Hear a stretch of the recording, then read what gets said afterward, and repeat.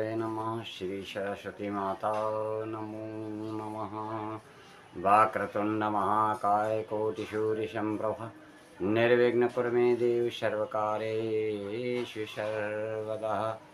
भक्तों, लोग स्वर्ग और नरक की कल्पना करके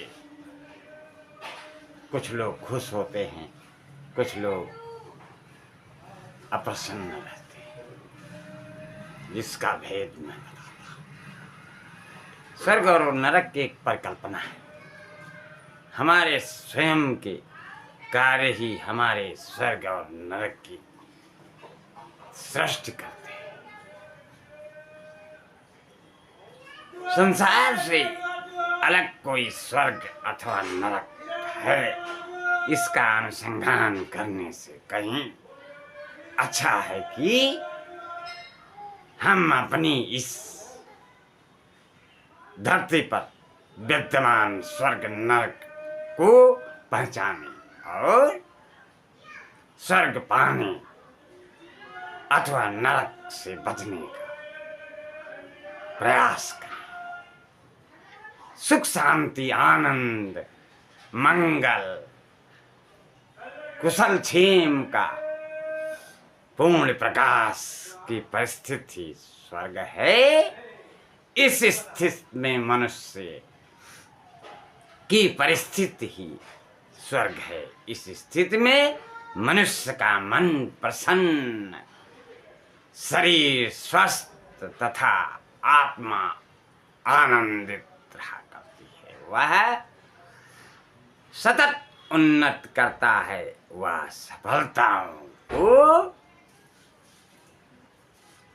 सफलताओं की उपलब्धि पाकर संसार में पूर्ण प्रताप से के बल पर कीर्तिमान होकर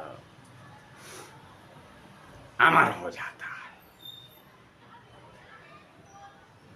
भौतिक शरीर में प्रसन्न परिस्थितियों के बीच निवास करना ही स्वर्गीय भोग है और अंत में यहाँ शरीर में निर्लिप्त होकर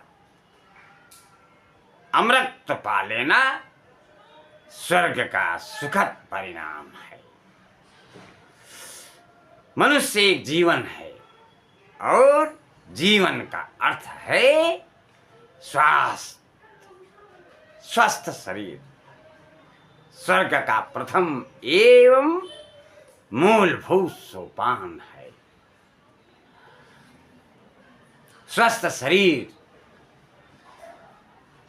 प्रसन्न मन और आनंदित आत्मा की त्रिवेणी ही सच्चा स्वर्ग है। शरीर हष्टपुष्ट एवं बलिष्ठ है तो मनुष्य धरती को चीर कर सुख का स्रोत निकाल सकता है। आवश्यकता अनुसार कठोर परिश्रम का कर सकता है। आवश्यकता कठोर परिश्रम कर सकता है। क्लांति अशांति अनिंद्रा अथवा अजीर्ण उसके निकट नहीं आ सकते। निराशा एवं चिंता को परिस्थिति उसे विचलित नहीं कर सकती। स्वास्थ्य श्रम से उद्दीप्त उसकी क्षुधा साधारण अन्न को पचाकर उसे परम तृप्ति प्रदान करने में समर्थ रहती है, जिससे उसे संतोष होता है। अब लिप्सा एवं लोलुपता से रक्षा होगी। स्वस्थ शरीर ऋतुओं का आनंद, प्रकृति का सौंदर्य अनुभूत कराकर स्वर्गीय सुख ही प्रदान करता है।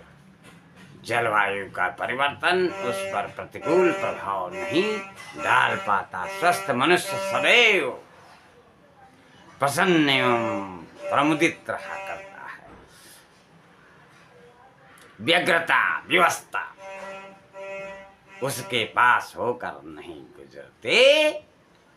मनुष्य की मूल निरोग अवस्था को ही स्वर्गीय स्थित कहा जा सकता है। पुष्ट एवं बलिष्ठ व्यक्ति निर्द्वंद रहता है। उसको ना तो किसी शत्रु से भय होता है और ना किसी संघर्ष के प्रति चिंता रहती।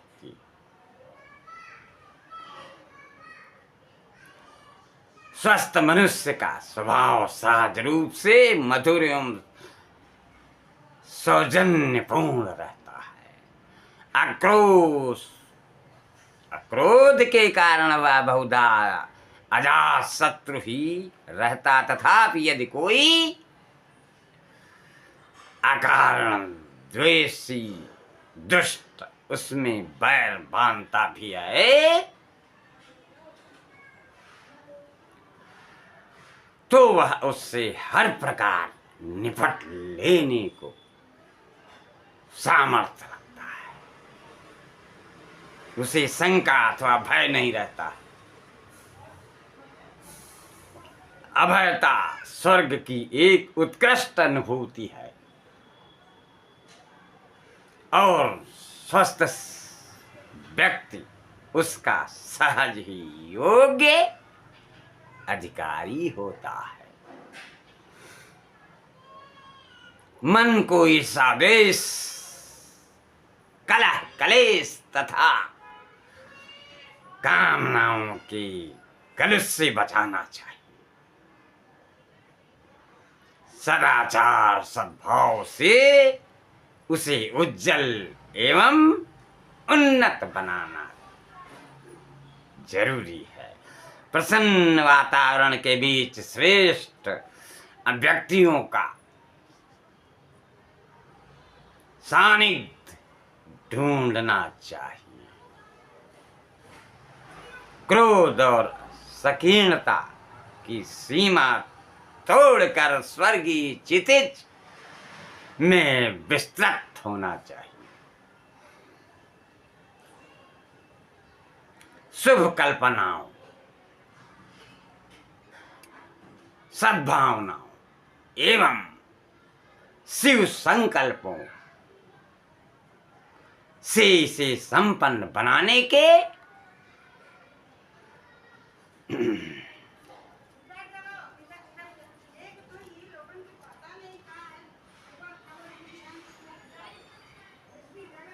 बनाने से हमारा मन हमारे लिए प्रत्यक्ष स्वर्ग ही बन जाएगा। पूर्ण प्रयत्नों से प्रसन्न किया हुआ कुठार रहित मन स्वर्ग एवं वैकुंठ धाम की परिस्थिति उत्पन्न कर देता है। सत्संग स्वाध्याय चिंतन मनन तथा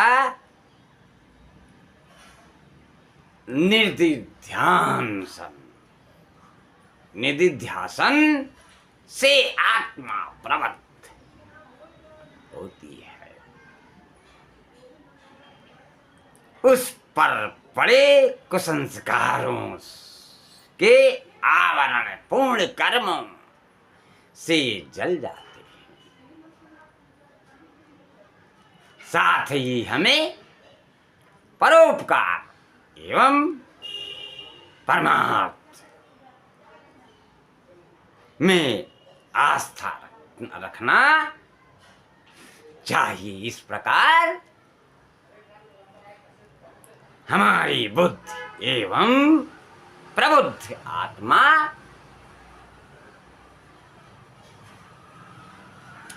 अपने भीतर छिपे मन, अपने भीतर छिपे सत सत स्वर्गों को हमारे लिए प्रत्यक्ष एवं उपलब्ध बना देता है। स्वर्ग का दूसरा सोपान है परिवार। परिवार में प्रेम का संचार आवश्यक है। श्रम एवं सहनशीलता के बल पर कलह कलेश पास नहीं भटकते हैं। अपने त्याग के उदाहरण से परिवार के सदस्यों में त्याग भावना जगाकर शिक्षा का प्रसार करना चाहिए। संतोष एवं मितव्ययिता का गुण सीखना और सिखाना चाहिए। हर छोटे बड़े के बीच सहमति एवं सम्मति रखना चाहिए। पत्नी व्रत धर्म के साथ गृहस्थ का हर उचित कर्तव्य निभाना चाहिए। हर मूल आवश्यकताओं की पूर्ति करके प्रत्येक कृत्रिम आवश्यकता को दूर भगाना चाहिए। परिवार की सुख शांति के लिए अबाध श्रम करना और परिवार का पालन पवित्र कमाई से करना ही स्वर्ग है।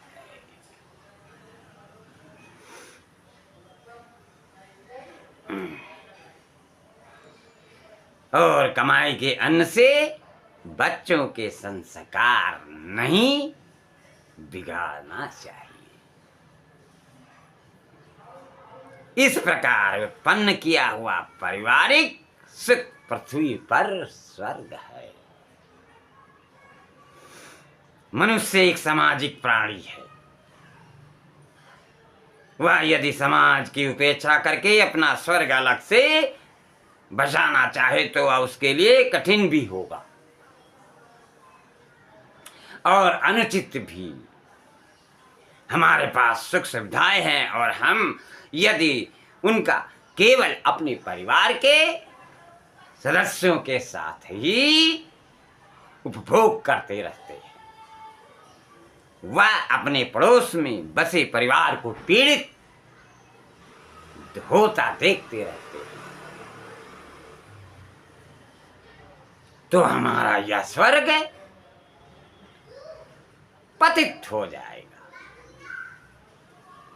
यथासाध्य समाज के साथ ही मिल बांट कर उपभोग करने पर साधन एवं सुविधाएं मनुष्य को स्वर्गीय आनंद देती है।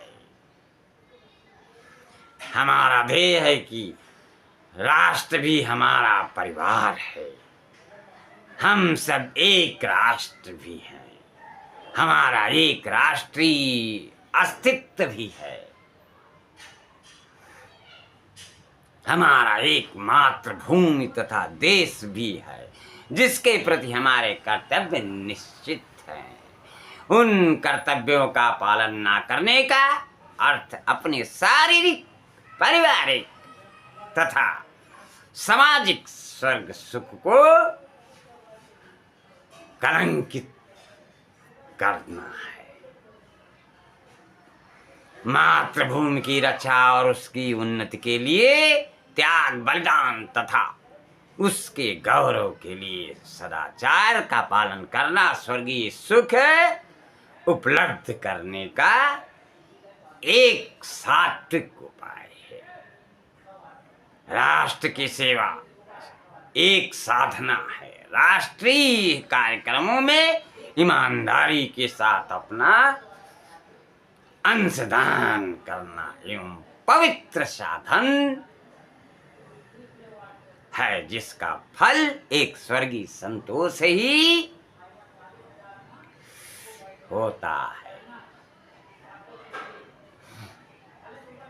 साथ ही मानवता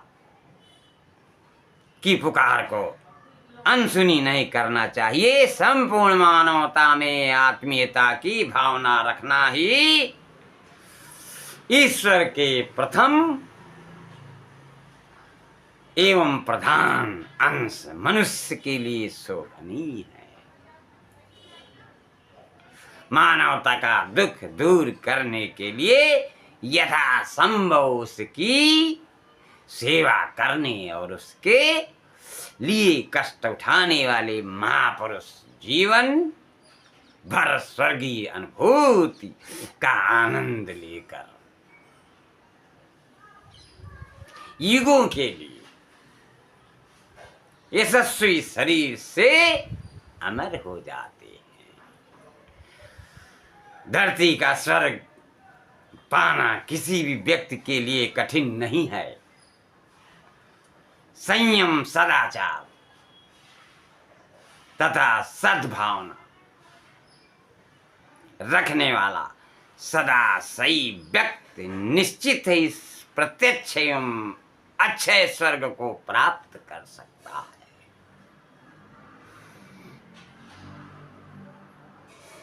प्रत्येक को इस स्वर्ग को पाने का प्रयत्न करना चाहिए और प्रयत्न कर कम से कम उसके 1-2 सोपानों पर तो चढ़ ही जाना चाहिए।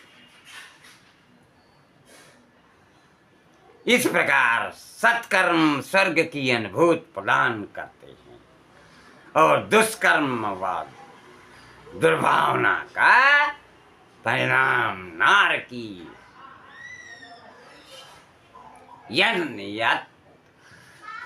यत्रणा से कम नहीं होता। अतः सद्भाव, सद्विचार एवं सत्कर्म के माध्यम से अपने परिवार, समाज एवं राष्ट्र में स्वर्गीय वातावरण बना सकते हैं और तभी स्वर्ग का अवतरण संभव है।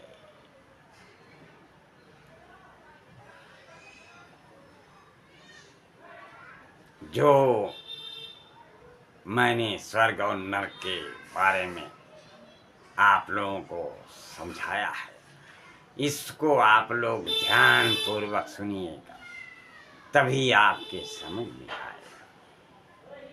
ये वाणी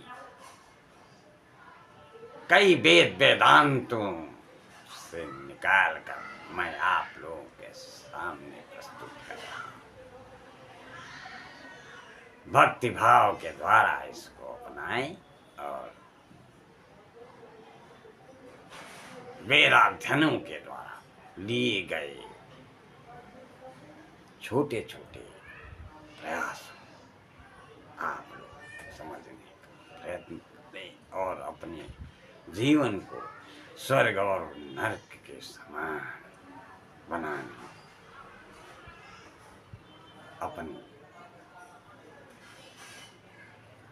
अच्छी से अच्छी व्यक्तित्व का आनंद और पूरा एपिसोड सुने, तभी आपके समझ में आएगा। सदस्यता ग्रहण करें, जिससे नए नए आप लोगों को बना के YouTube द्वारा समझाने का प्रयत्न मेरा सफल है। सीताराम राम राम, सीताराम राम।